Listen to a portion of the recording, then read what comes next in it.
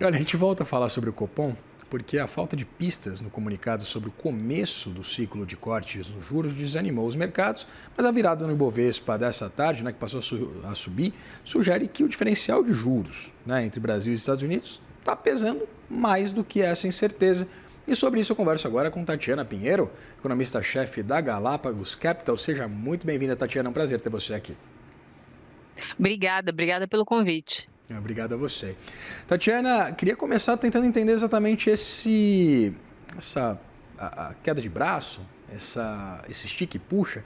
Se a gente tem juros menores nos Estados Unidos, juros mais elevados aqui, teoricamente vem capital estrangeiro para cá, mas o mercado não gostou tanto dessa falta de sinalização do Banco Central. E aí, como é que fica exatamente esse sistema de pesos e contrapesos? Não, então, atrapalha um pouco a questão da falta de sinal mais concreto, mas faz parte de um ambiente onde você tem muita incerteza, né? O Banco Central, repetidamente, ele sempre tem falado do grau de incerteza na avaliação do cenário macroeconômico, né? Então, esse sinal claro, contundente, que tanto o mercado gostaria de ter, ele fica difícil mesmo, né? Então, o Banco Central, ele deu alguma sinalização de corte no início, no começo do ano, na nossa opinião. Na hora que ele fala, na hora que ele muda a avaliação de que o mercado de trabalho antes era dinâmico, na opinião dele, agora ele passou a ser resiliente, né? Então, o mercado de trabalho estava crescendo anteriormente, agora, no comunicado de ontem, ele não cai,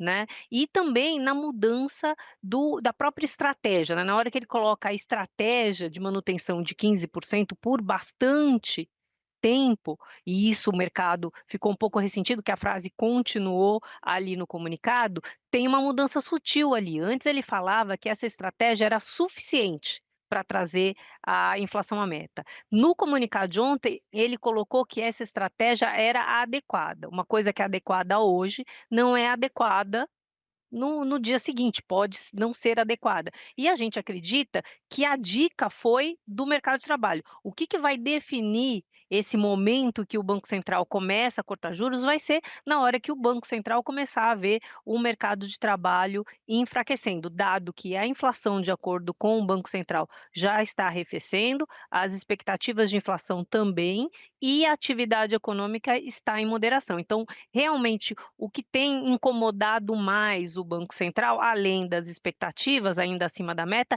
é esse mercado de trabalho, agora não mais dinâmico, mas ainda resiliente. Maravilhoso que em comunicado, em se tratando de comunicado do Copom, em atas também do Comitê de Política Monetária, os economistas viram praticamente professores de literatura, com interpretação de texto concisa, palavrinha por palavrinha, buscando exatamente o que o autor quis dizer com a escolha daquela palavra. Uma poesia pura, como disse inclusive a Gabriel Galípolo, né? Tatiana, em meio a essa interpretação poética do Comitê de Política Monetária, a gente pode tirar alguma conclusão acerca de um início do ciclo de cortes em janeiro ou em março? Então, eu continuo acreditando que se inicia o ciclo em janeiro. Agora, disso depende os indicadores que vão ser divulgados, tanto de inflação, mercado de trabalho, como eu acabei de falar, e atividade econômica também. Agora, o mercado, em grande maioria, tem a expectativa. O mercado, estou falando do mercado de juros, né? Quando a gente olha ali as probabilidades estão para início de corte de juros em março. E aí, nessa sutileza de mudança no comunicado de ontem, isso se intensificou, né? Então, o mercado avalia que o corte de juros se inicia em março. Alguns economistas, e eu estou nesse grupo, alguns poucos acreditam que o corte se inicia em janeiro. De qualquer maneira, vai depender dos dados econômicos e também de uma coisa bastante importante. Na semana que vem, a gente tem tanto a ata sobre essa decisão, onde a gente vai ter mais detalhes para saber exatamente o que os membros estão discutindo, como a gente também tem o relatório de política monetária, né. Então essas 2 comunicações eu acho que vão dar mais sinalizações mais firmes, né, alguma dica um pouco mais firme de quando, que se inicia esse corte de juros. Agora, que é no primeiro semestre de 2026, isso é bastante claro. Por quê? Porque a taxa de juros, ela está extremamente apertada, né, a taxa de juro real, descontada a inflação, o juro ex-ante, segue em 9,5%.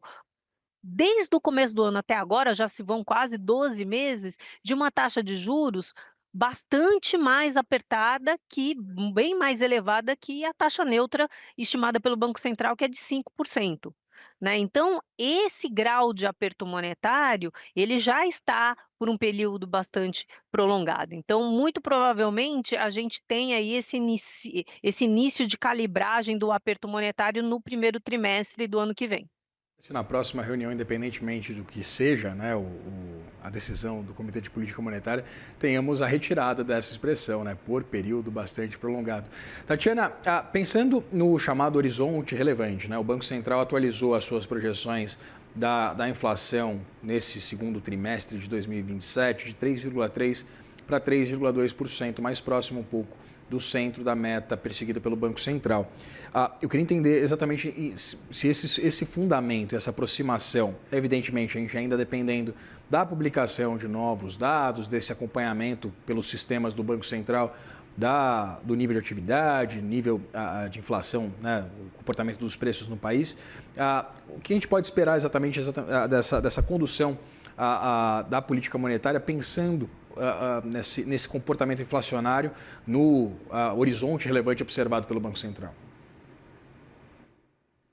Olha, o que a gente pode esperar é um ciclo. A nossa expectativa, pelo menos aqui na Galápagos, é um ciclo, forte de corte de juros. É isso que a gente espera, porque a política monetária, ela já está fazendo efeito na avaliação do próprio Banco Central, na nossa avaliação também. A gente viu o terceiro trimestre a economia estagnada, com crescimento de 0,1, a estagnação.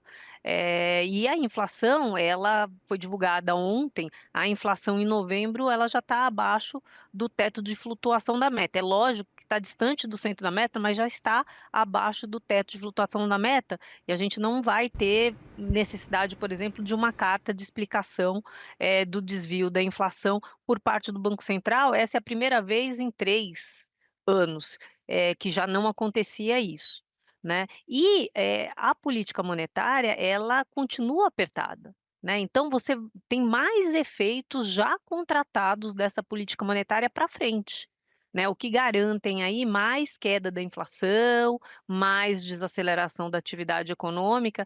Então, esse efeito da política monetária, tanto inflação como atividade econômica, vão fazer com que o Banco Central tenha bastante espaço para acertar, né, para fazer esse ajuste, da taxa de juros ao longo de 2026. Uma preocupação, né, Tatiana, acerca exatamente desses impactos e possíveis pressões inflacionárias decorrentes também, tanto do ambiente fiscal, quanto do incremento, por exemplo, da concessão de crédito, quanto medidas que o governo possa lançar a mão em 2026, né, tratando-se de um ano eleitoral. Esses riscos estão mapeados ao risco de um Banco Central iniciar um ciclo de corte e ter que fazer uma guinada repentina, coisa que, evidentemente, nenhum banqueiro central gosta de fazer? Olha, eu acho que esses riscos são todos eventos já conhecidos, né, todo mundo sabe que tem uma eleição, aí em 2026, sabe que tem eleição também fora do país, tem eleição em novembro de 2026 ali, do Congresso americano, o midterm, tem eleição no começo, do ano aqui na América Latina, então são eventos bastante bem mapeados, né, e isso inclusive pelo Banco Central. O patamar, o grau de aperto monetário, mais uma vez, o grau de aperto monetário que estamos no Brasil é o mais longo, olhando ali desde o começo dos anos 2000, é o mais longo, nesse período.